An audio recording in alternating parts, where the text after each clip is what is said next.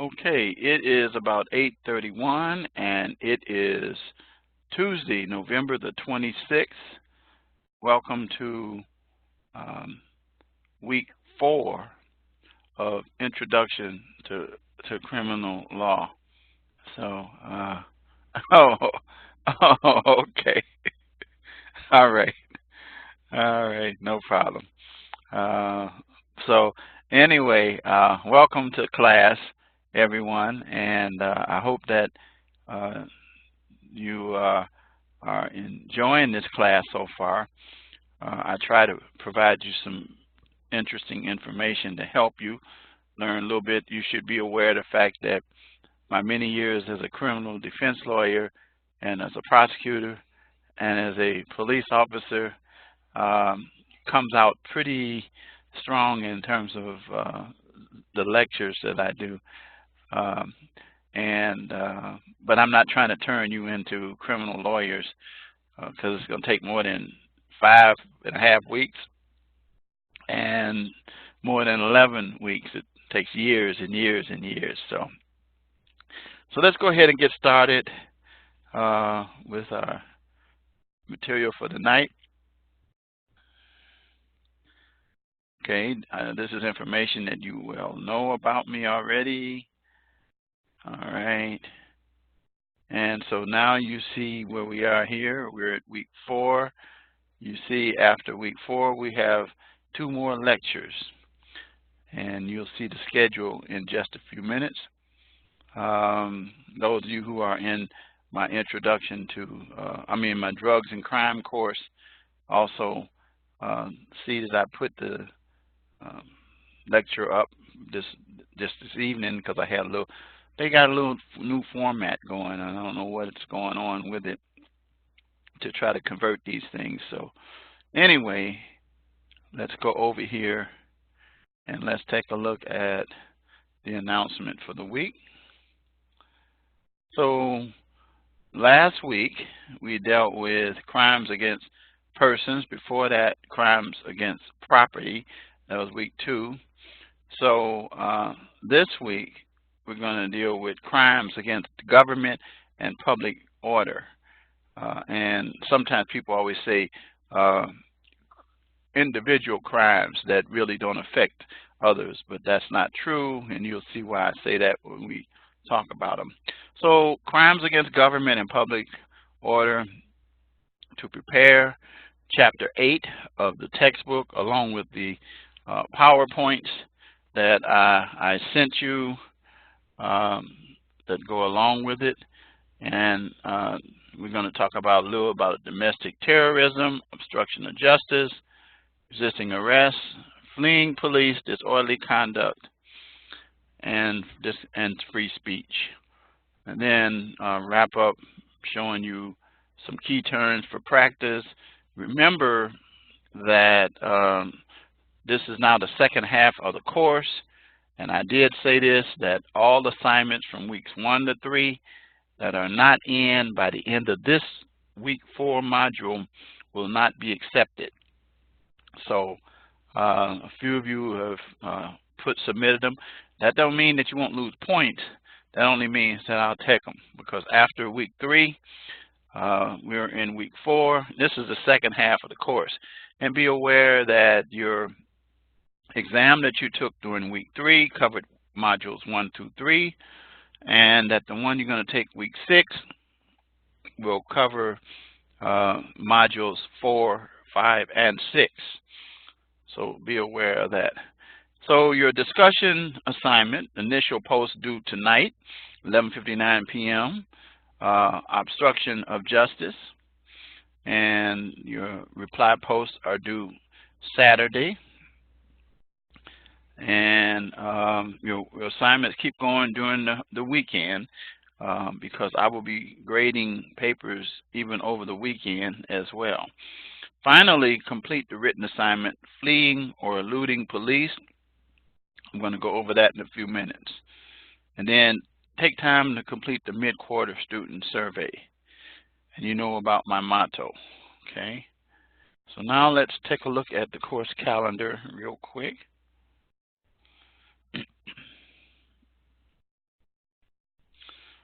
Okay.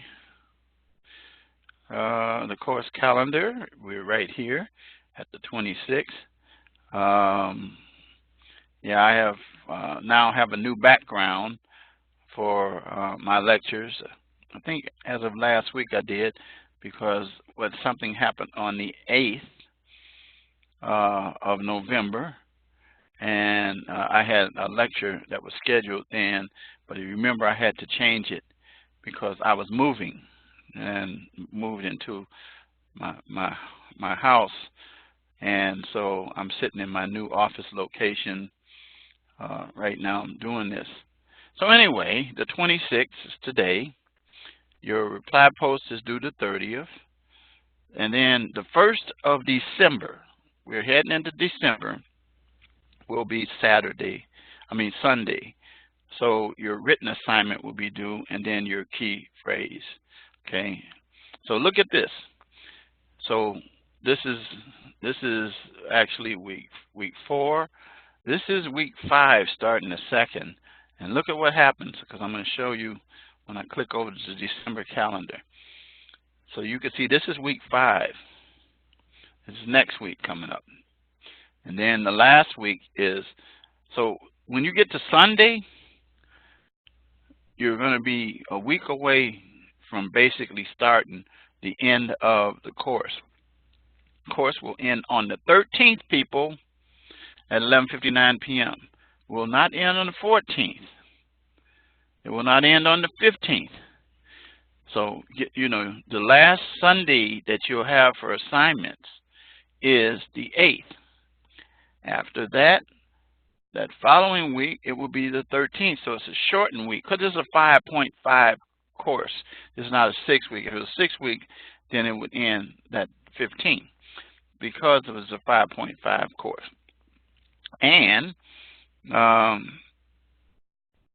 absolutely, I click on this and it tells you it ends 11:59 p.m. Central Standard. You'll also see that in the announcement. So there is no reason, no excuse. If your assignment goes past 11:59 p.m. Central Standard, it's going to be zeroed. I will not give credit for it. In fact, I'll do something to ignore the grade, and it will not show up, because I will not grade the assignment. Okay? So now let's take a look at our module for this week. So let's take a look at the assignments. So this is your discussion post. You're going to utilize this scenario here, and you're going to consider the case of Terry versus Ohio. You know about that case by now. We've talked about it.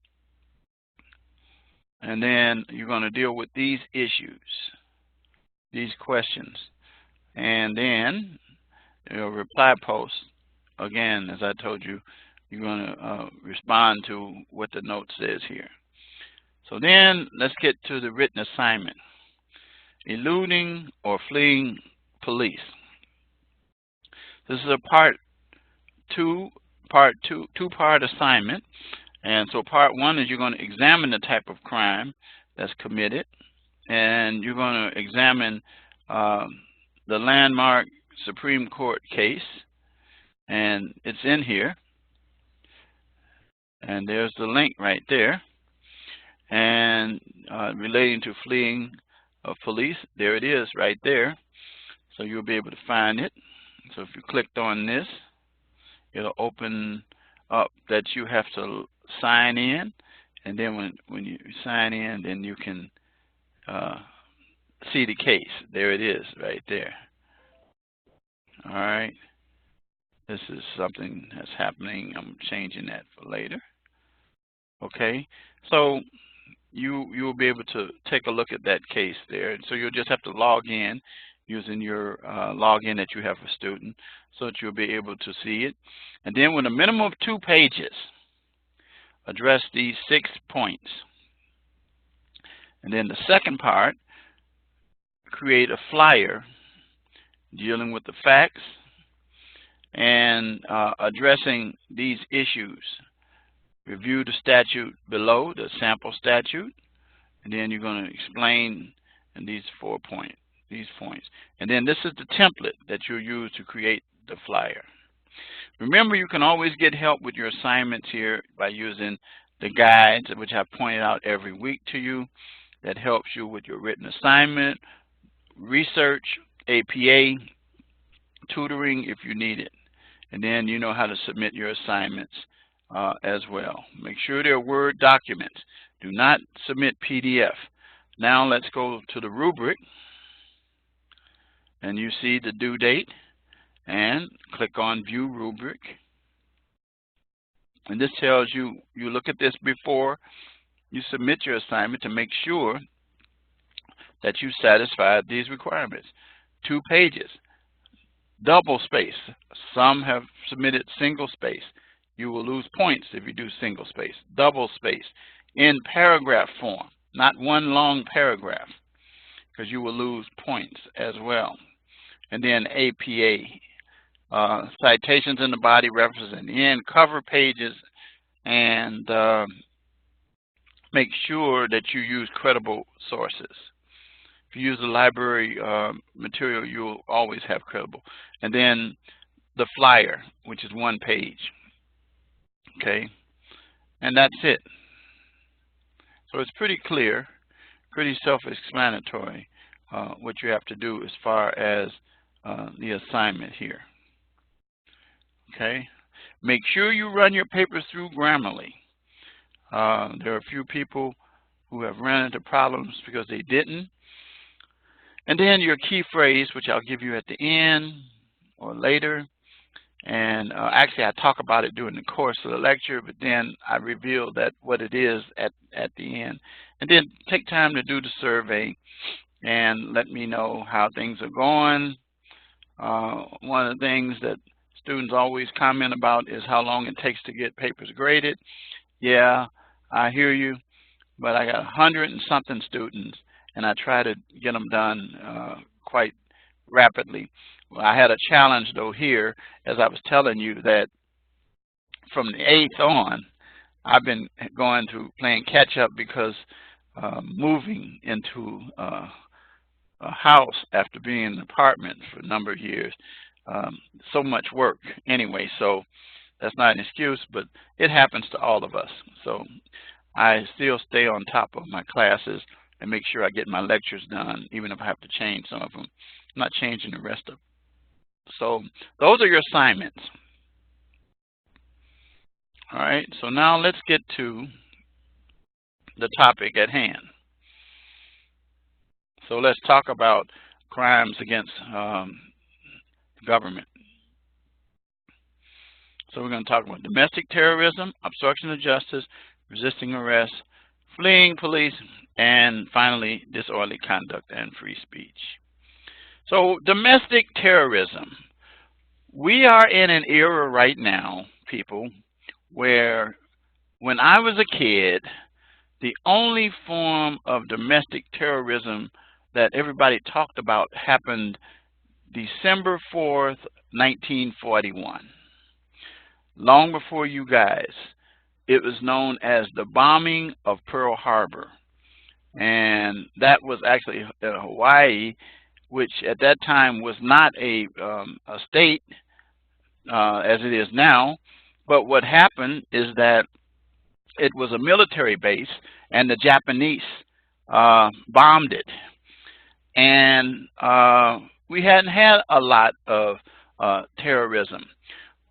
Terrorism in this country, probably the biggest event of domestic terrorism prior to 2001 was the Oklahoma City bombing, which took place in Oklahoma City, which involved not foreigners, but 2 citizens of the United States.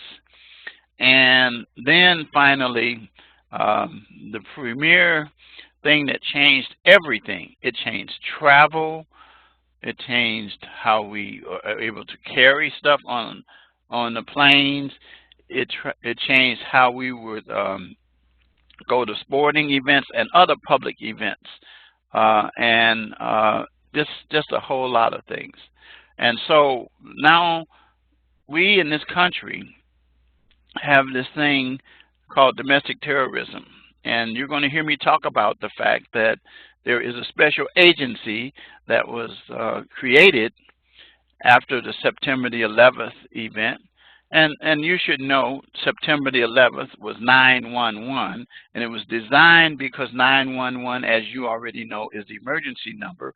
So it was a play on an emergency situation that the terrorists utilized for that. And it was devastating, and that many people lost their lives, and it would never be forgotten. I remember I was sitting in a classroom at that time teaching special education, and I was substitute teaching at a grammar school in a town called Stager, Illinois, in a school called, I believe it was Eastview. And we were in class with these little kids, and it was elementary. It wasn't high school. It wasn't middle school or junior high school, as it used to be called. And so anyway, someone came running into the room, and they said, get a TV, turn the TV on. So they brought a little small TV in there, and we turned it on. And then we saw, the first plane hit this first building. And we all thought, oh, yeah, that little plane is not going to bring that building down. But to our surprise, as we watched live, that building crumbled. I mean, it was something. And so the second plane hit the second building, and the same thing happened. See, guys, what happened is that these individuals had what they call architectural designs or plans for the buildings, and they knew the points to hit the building to bring them down, because the planes weren't that big. They were single-engine planes. They weren't huge planes, and so it was planned. And actually, the individuals who were actually kamikaze people, and when I say kamikaze, that means that the individuals are not going to live, and they know they're not going to live. So what they do is they participate in the activities, and what they did was they went to Florida and they learned how to take off. But they didn't learn how to land. Now, that should have been a dead giveaway as to what happened. But anyway, we found out later that the government had more knowledge about what really occurred before it occurred. So it's problematic. So I gave you that as a backdrop to where we are today. So now we come to dealing with what is terrorism. What is terrorism? What is it all about? Is gang activity terrorism? Is it domestic terrorism? Not necessarily, because gang activity is not actions against someone being killed for political gain or recognition politically. So what we talk about, according to what the Federal Bureau of Investigation describes as terrorism, it says it right here in front of you, is the unlawful use of force or violence against a person or property to intimidate or coerce a government, the civilian population, or any segment in furtherance of a political or social objective. And that's what I was talking about. So that was what that was all about. That happened September the 11th. That was also what happened back in Oklahoma City with these two American. One was Terry Hake. I can't remember the name of the other one. But anyway, so the terrorism can take place on American soil by individuals who are born here, live here, or there could be groups that are like ISIS, Al-Qaeda, outside the United States, and targeted at a specific cause. There's also individuals who commit terrorism because they're dealing with environment or either dealing with animals and people like that. There are some people who actually, and you already know that dealing with the issue of abortion, that there are some people who are pro-life, and there's some violence that's performed at these abortion clinics, or Planned Parenthood, or the organization is attacked by violence. And so this is when we get into dealing with terrorism on a domestic level, according to what the FBI. So let's look at now, just for a minute, the difference between the two. So what is the difference between international terrorism and domestic terrorism? It's very simple, is that they both involve dangerous acts to life, but in international, it's outside of the country by a foreign terrorist organizer or member. Like I said, that individual is outside the United States and will do something in the United States. And so the violation of the laws of any state would be criminal violation if committed within the United States. And so it says that appears to be intended to intimidate, just like I said earlier, of course, a civilian population, influence government, affect the conduct of government by mass destruction. And it comments about what I've already shared with you. September the 11th is the biggest example of international terrorism, because it was carried out on American soil by foreign terrorists. So that is different from Oklahoma City. Now, be aware of the fact that what has happened, though, is international terrorism begins to infiltrate the country because there are sympathizers in the country who will allow themselves to be used, and they are arrested. And you're aware of the fact that there's this act that came out of the September the 11th called the Patriot Act. And as you will learn, the Patriot Act is a law that came about to try to protect our country from terrorism. Now, there's been arguments that it violates the Fourth Amendment, search and seizure, privacy issues.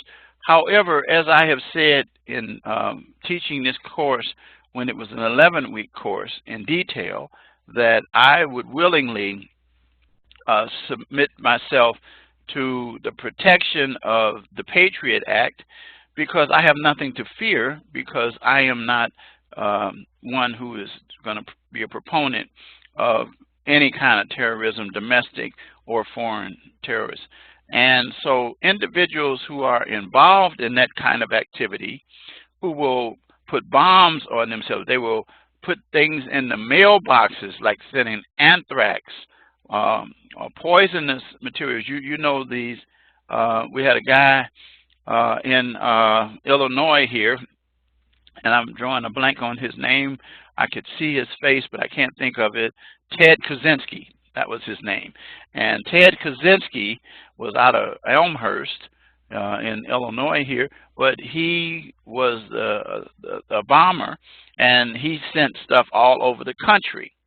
And so anyway, the point of the matter is, it's a statement that's made to intimidate government. That's you know, that's the thing. So now let's talk about domestic, which is where we are right now. And so it's carried out by terrorists who are from within our own country and carry them out against their fellow citizens. And as I said before, the biggest event of that was the Oklahoma City bombing. And you see them talking about Timothy McVeigh, in this second paragraph in 1995, where he and the other guy, Terry, I think his name was Terry Hake. I might be mixing him up with another one. But anyway, Timothy McVeigh's motivation was to avenge the handling of an earlier incident at Ruby Ridge in Idaho, where federal agents were killed with a 14-year-old, was killed along with a 14-year-old child. So McVeigh believed that this incident was improperly handled, and it resulted in him wanting to participate in the Oklahoma City bombing. And guess what? In the Oklahoma City bombing, if you know anything about it, in that building there was a daycare, and many, many, many children were killed as a result of that. And then we talk about the Olympic Park bomber, Eric Rudolph, dealing with anti-abortion clinics. I told you about that between 1996 and 98, and it resulted in deaths. But once again, it was not just murder or killing, but it was aimed at the government. And so, and that's how that works. So now, who deals with domestic terrorism? Well, we have a number of authorities. One of the authorities generally is the FBI, the Federal Bureau of Investigation. But now we have a combination of the Homeland Security, which was created after September 11th, and the various local, federal, local, state, and then the federal authorities that I just mentioned. And they work together to deal with putting out fires, as we use the term, before they happen, or to abort the possibilities of things happening. And so it's usually a local law enforcement person, or a state person, or county person that will trigger this in their investigation. Like with the Oklahoma City bombing, it says here the Oklahoma trooper stopped Timothy McVeigh for a minor violation after he had committed the act, and then determined that he was one of the two that was involved in Oklahoma City bombing. Eric Rudolph was apprehended by a patrol officer who was checking. And so what it amounts to is that the law enforcement authorities work together to catch these individuals. And so, but we are in a time, people, where we have to watch it. It's really a tough time. And like I said, I remember the days when I used to be able to go to a baseball game, and I used to take my bottles of pop and stuff like that. You can't do any of that anymore. And you get your bags. We used to have our lunch and take it. You get them searched now, and now in a lot of places you can't even carry these things in anymore. But that's a result of dealing with terrorism on an international as well as domestic level.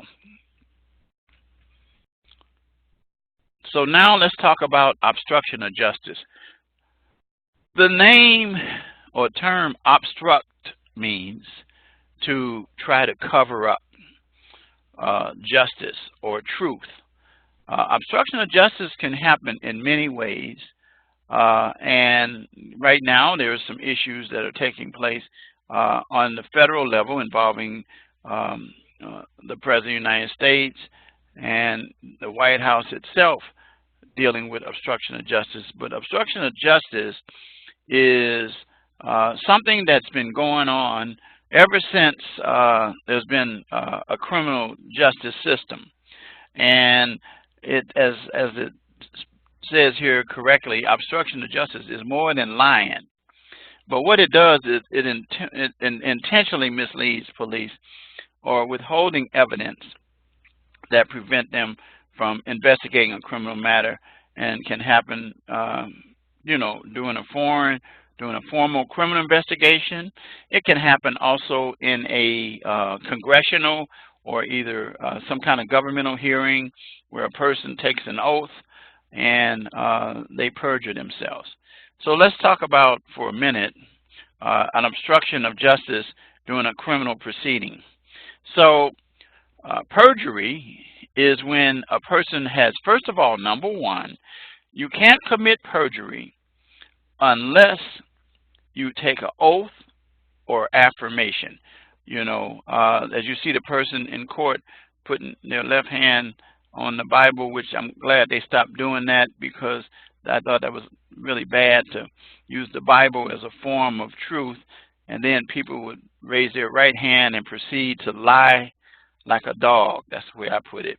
And almost anything that comes out of their mouth other than their names, which sometimes you question whether or not that was true, was not true. And as a criminal lawyer, I saw it many, many times. I saw it also in civil cases. I used to always say it used to amaze me that people in divorce court, the stuff that they would say. And, you know, I just sit there and shake my head. I as a lawyer, had to stop doing domestic relations court because I couldn't stomach it, because there was a fault on both sides. But anyway, back to the perjury issue. So when you start to tell a falsehood and you're under oath, so that's during a formal criminal proceeding. Again, that can also apply when you have a hearing, like a congressional hearing, or there are other types of hearings that are administrative in nature, but you still take an oath. So that's one of the ways in which perjury, now that's when perjury takes place in a formalized place like a court or a hearing or something like that. All right.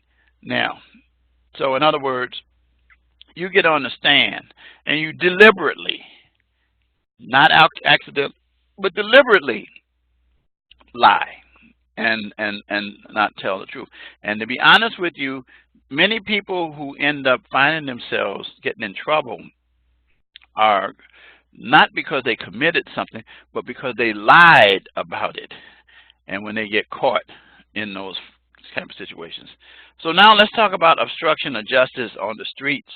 Now, obstruction of justice on the street can come about when people do things purposely to mislead law enforcement authorities, such as covering up a person when they know somebody is wanted, and it's very, very, very easy. Now, one of the things that you should be aware is you're not required to talk to the police when questioned. I mean, unless like you're talking about things about your name and stuff like that, as you discovered from one of the scenarios that we had. But the Fifth Amendment provides the right to remain silent.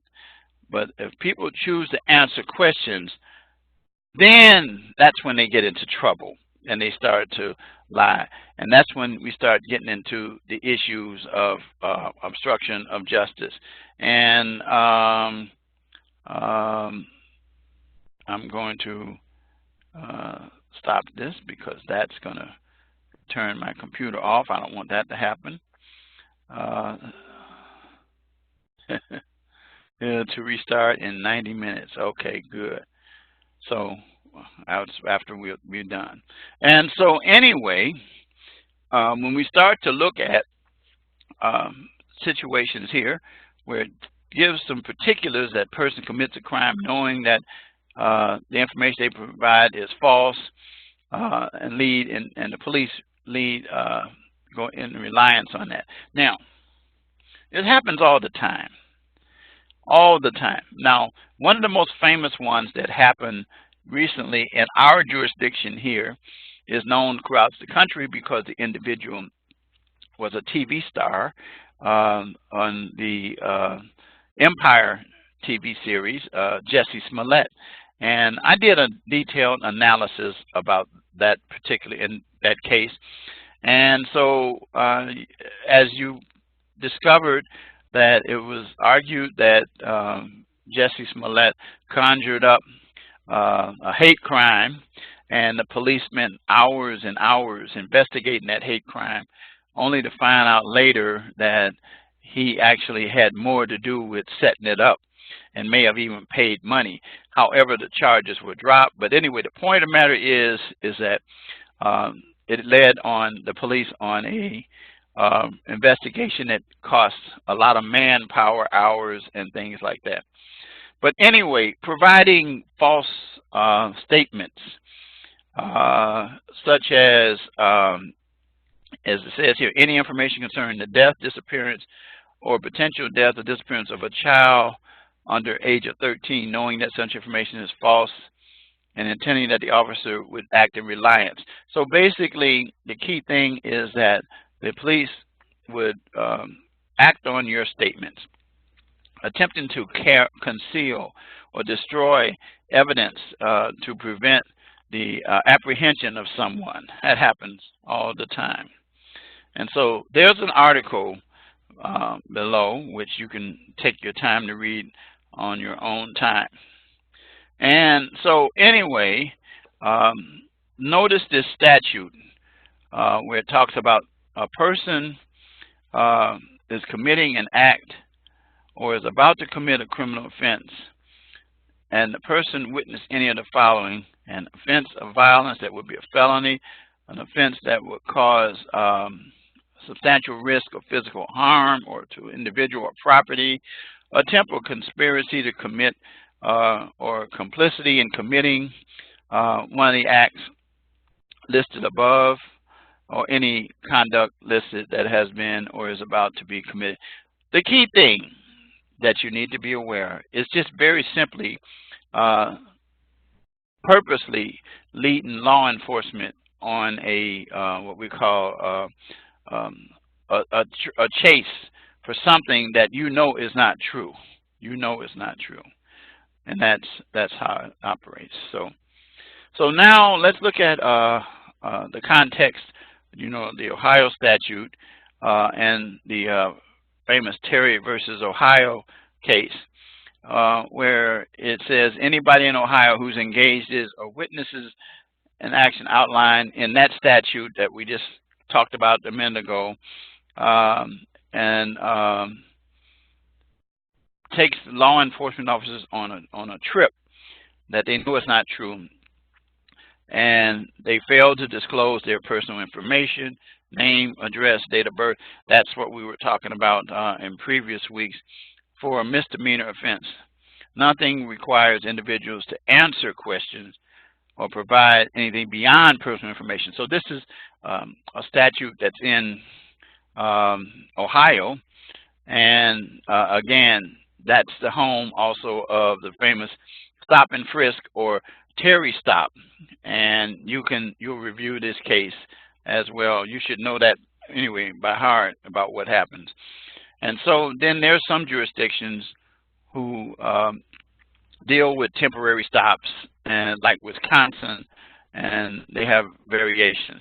The key thing is that with Terry versus Ohio, you know that police are able to stop you and detain you briefly based upon reasonable suspicion that a crime is, as we said, there's a term in there used, that crime, the Supreme Court used, that crime is afoot.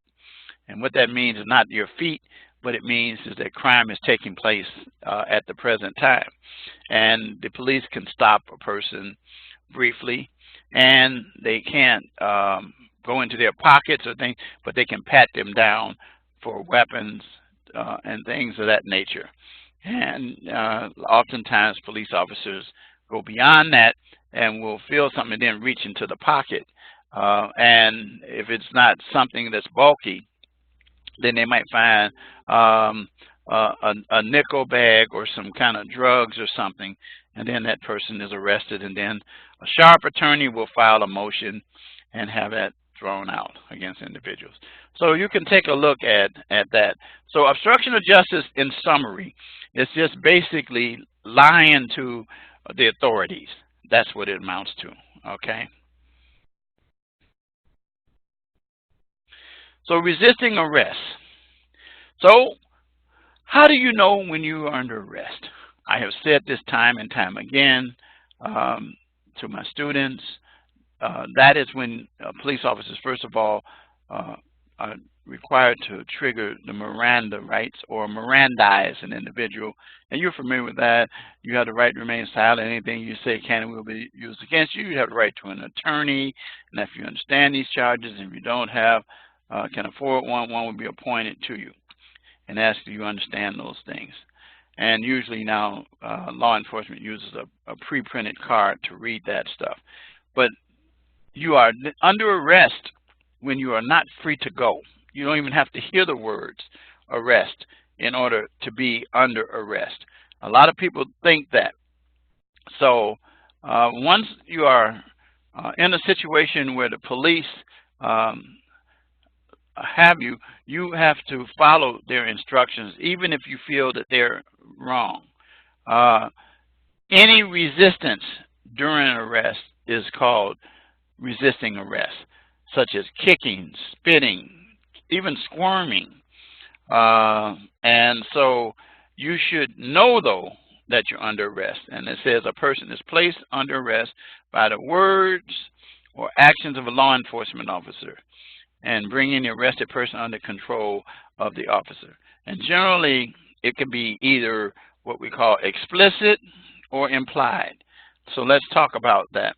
Explicit custody is clear and leaves, as they say, little room for misinterpretation. When a law enforcement officer says you're under arrest, that's explicit, okay? And directs the person to place their hand behind their back and handcuff. That's explicit. You can't go wrong. But the implicit custody, which I was talking about earlier, is not as clear, but it involves a situation where it says that a reasonable person would recognize that the police are not letting them go. So when an individual reasonably believes that they are not free to leave, that's what I was saying earlier, during a police encounter, they are indeed under arrest. One of the questions you can ask, and I have heard people do it, is, am I free to go? As soon as they say no, then you know you're under arrest. And any action that you take to run or flee, any of those kind of things, which we you know, kind of will cover in a minute, you put yourself in a position of resisting arrest and being charged with a crime. So the key thing is that law enforcement officers, police officers, are given the responsibility to keep order. And one of the things is that when they give a command, you as a citizen should obey that command. And I always tell people the place to not challenge a police officer's authority on actions that they take is not the streets, but the courtroom. And in the courtroom, that's how it operates. Even some of my lawyer friends, now we talk about that kind of thing. So resisting arrest, as I already kind of said, is any form where you punch, kick, or do anything that the officer feels that they have to put some pressure on you. And so in a lot of states, resisting arrest, it says, and obstructing statutes are the same thing, like the state of Tennessee, stop, frisk, halt, those kind of things. And they're usually misdemeanors and things of that nature. But if a person uses a deadly weapon for resisting arrest, then the nature increases to, is increased. And it can actually reach the stage of felony if you keep going so far, but based upon the statute in Tennessee. So in summary, resisting arrest is basically not following the commands of police, recognizing when you are in custody, and that means you are under arrest. So now we get to the point of I was talking about next, fleeing. It's very simple. Fleeing can take many forms, like this person here, on foot. Now, it is quite clear in the law that when a person flees or on foot, first, we're going to talk about that, and then we're going to talk about in a vehicle, it is not as dangerous on the feet. But when we get to the car vehicle chase, we'll talk about that. And many police officers have been killed or even injured with foot chases with suspects, and other innocent parties are injured as well during these pursuits. And so on every state, every jurisdiction has laws that prohibit running from the police or in a vehicle, which is what we're going to talk about primarily here. So when you flee and elude the police in a vehicle, you are using a vehicle that can potentially be a weapon where you could result in hurting yourself or others or the law enforcement police officers themselves. And any attempt to that can result in possibly a felony because of the seriousness and injuries and even death that takes place in these kinds of chases. And there are rules and regulations that you are going to learn that departments have as to how police should operate in terms of dealing with vehicle pursuits. And as it says, when a police officer pursues after a fleeing vehicle, that officer must ensure that they're doing it consistent with the policies that are set forth. And you're going to be dealing with that in one of your assignments. And unlike the suspects who often endanger their lives by recklessly driving in an effort to escape, the police have to do it with due regard. Such as, according to the state of Wisconsin Emergency Vehicle and Operation Control Instructor Manual, due regard is the degree of care that a reasonable person performing a similar act would operate. So due regard might have something to do with pursuits that take place based on the time of the day, you know, if it's like during busy hours, the volume of pedestrian and vehicular traffic, what the offense is, you know, is the person stealing a bag of chips, some gum, or something like that, or is the person have a weapon on them or not, the weather and road conditions, and then the speed of the pursuit, and then of course, the officer's driving ability. All these are taken into account, and you can see a sample policy when you click on this. So it is important that police recognize that they keep due regard in mind when they're dealing with vehicular pursuits. And there are different techniques that officers are taught. I remember when I was in the academy, they dealt with this, some of these things that we're going to talk about in just a minute here, how we stop vehicles, ramming the vehicle. Now, we ram the vehicle, but we don't want the driver to necessarily lose control. We just want to slow them down. Roadblocks that are used to either stop the individual. And then you're going to see some other things that we've used as well. So let's look at these right here. And then this case here, Scott versus Harris, is a very important case that you want to take a look at in the context of dealing with these issues as well. So when you start talking about induce to stop, we have what we call pursuit intervention techniques, and you can see how we were taught to strike a car a certain way. You see that, and the key thing is that we have to pay attention to what's going around us. Where are we? Are we on a bridge, or we don't want to endanger anybody? And then we got these things called stop sticks. You know, those things there, we put those out so that when you run over them, you'll get a flat tire, and your car will not blow out where you lose control, but it'll slowly deflate and cause the vehicle to come to a stop or slow down. Partial roadblocks is where we block with our vehicles. I remember I was involved in some of those in my career as well. And then stop sticks are also deployed and used as well. Boxing in is like, you've seen this. You remember the O.J. Simpson uh, chase. If you ever see it, you'll notice that there were vehicles all around him, and he was like in an S. You know, they were in front of him, they were in back of him, they were on the side of him. Well, that's what we call boxing in. And what we do is the squad cars surround the suspect and slowly bring the motorist to a stop.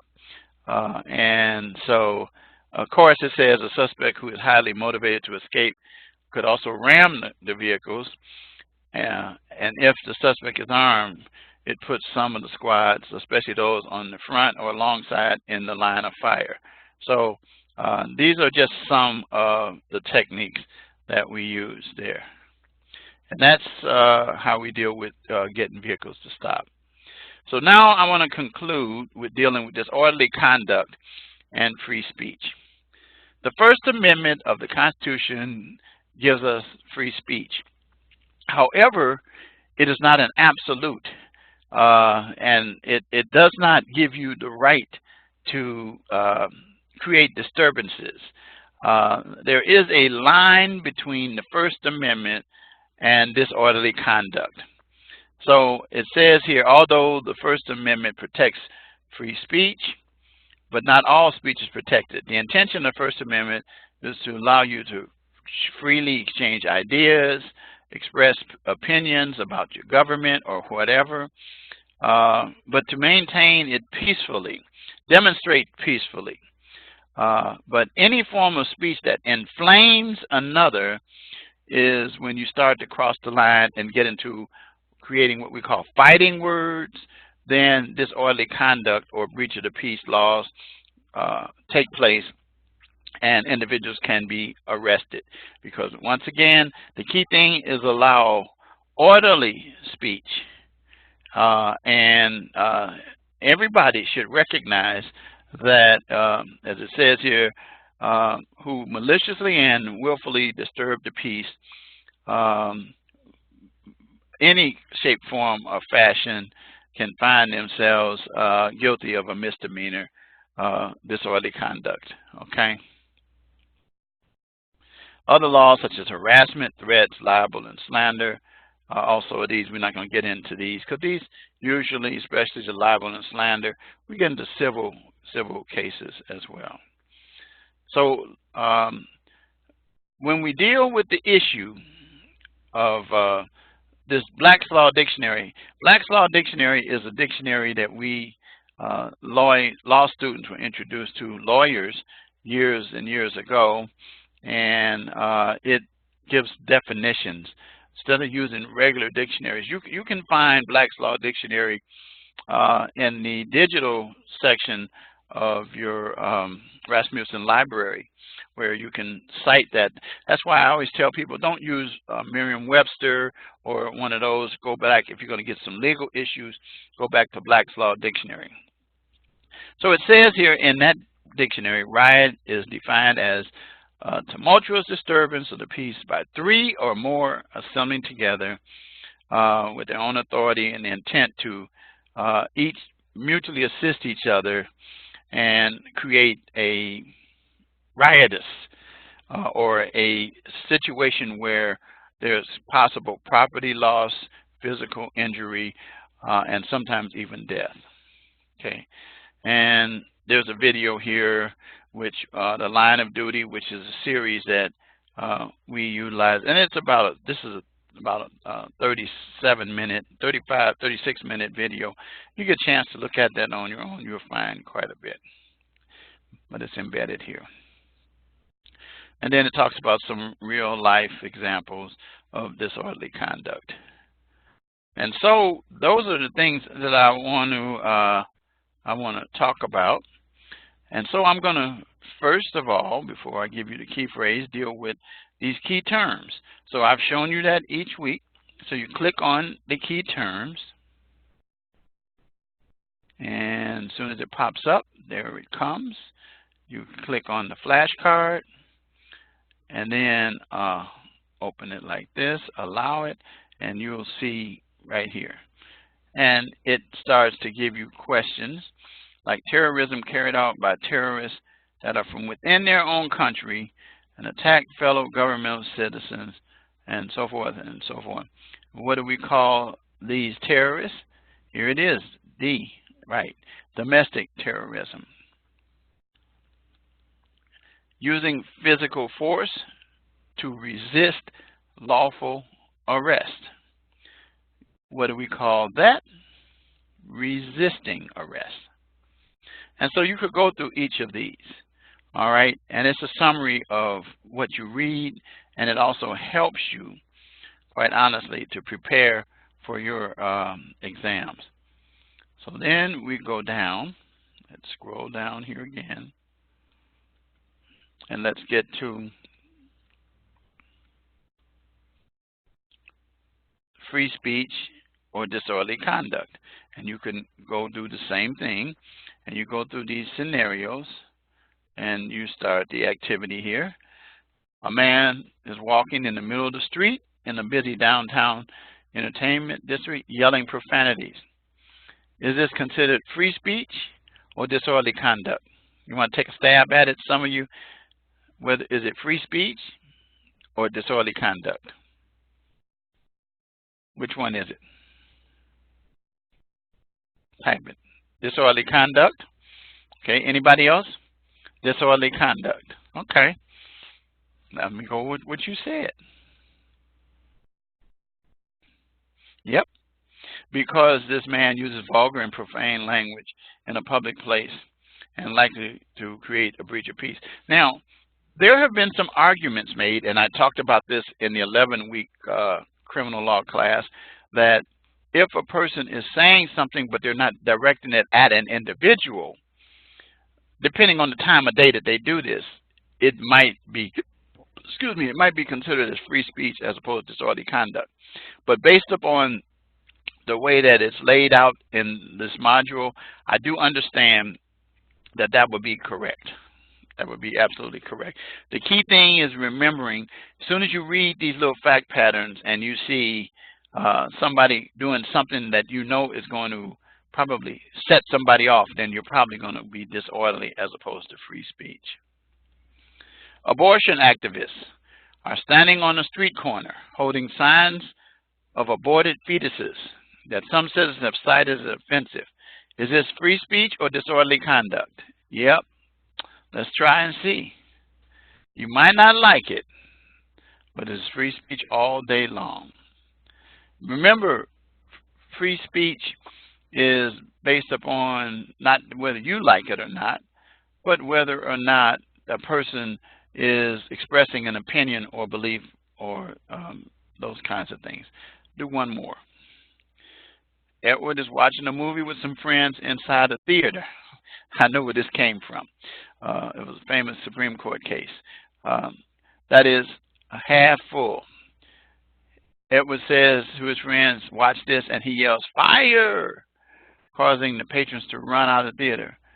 Someone calls the police and complains. Is this free speech or disorderly conduct? Which one? This one should be easy. It's disorderly conduct. And yes, and the famous case for yelling fire in a crowded theater. Give me a second. I know what it is. I think I'm right about it. Give me a second because I want to check it out here. But I know it, and then okay, yelling fire in a crowded theater. Here we go. It was the Supreme Court case of Shank. Yeah, I thought it was Shank. Shank versus the United States, a case that happened in 1919. It's an old case, and what it established is, and I'm reading it from my phone here. The Supreme Court invented the famous clear and present danger test to determine when a state should constitutionally limit an individual's rights under the First Amendment. Shank was charged with U.S. government and espionage. But yeah, that's the case that set forth the clear and present danger, which means the actions themselves created it. So, so it would be this one. So, okay, so you do the rest of them.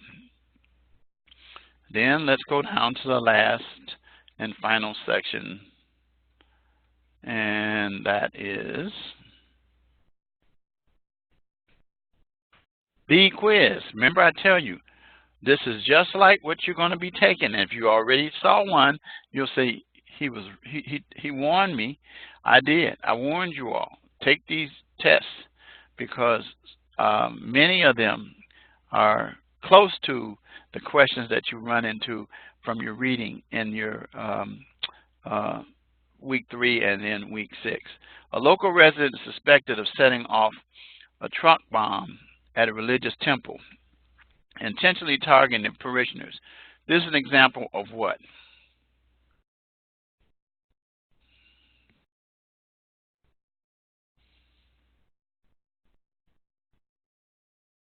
Okay, let's see if you're right.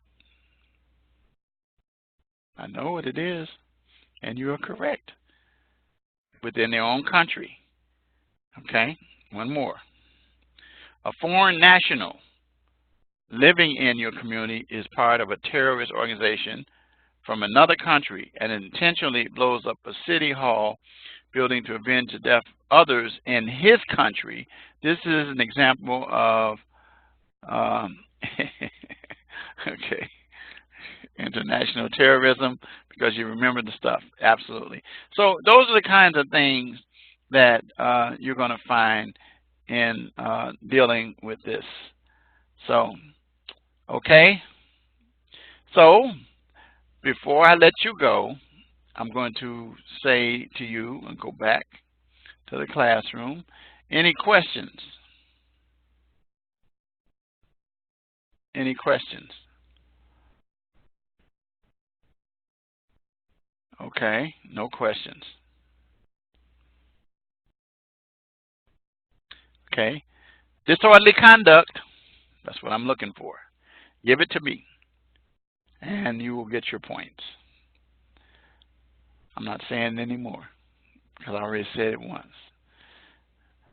Put your points in, put the right phrase in the right period of time before Sunday night, before Monday morning. You will get all of your points. So I want to say good night to you guys, and thank you again for coming out.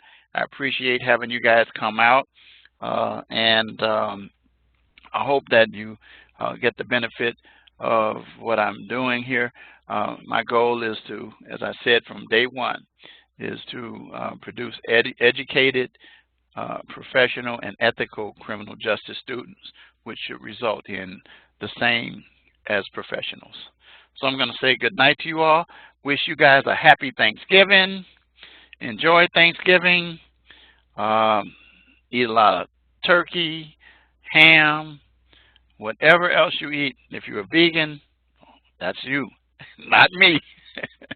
If I was a vegan, I have someone that I know very well who's a vegan, and I told him if I was a vegan, I'd be a vegan who eats meat. That is an impossibility. Okay. Thank you. That's like being a good criminal, because the definition of a criminal is a person who's been caught committing a crime. Good night, guys. Again, happy Thanksgiving to you guys. And I know part of my day I will be checking out my team, which is kind of giving me fits in football, my Chicago Bears, but I'll be with them always. And so they play the Lions always. It almost seems like every year. The Cowboys also play somebody too as well. But this year it's the Bears, and I'll be checking that out. So good night, and I'll see you next week for week 5.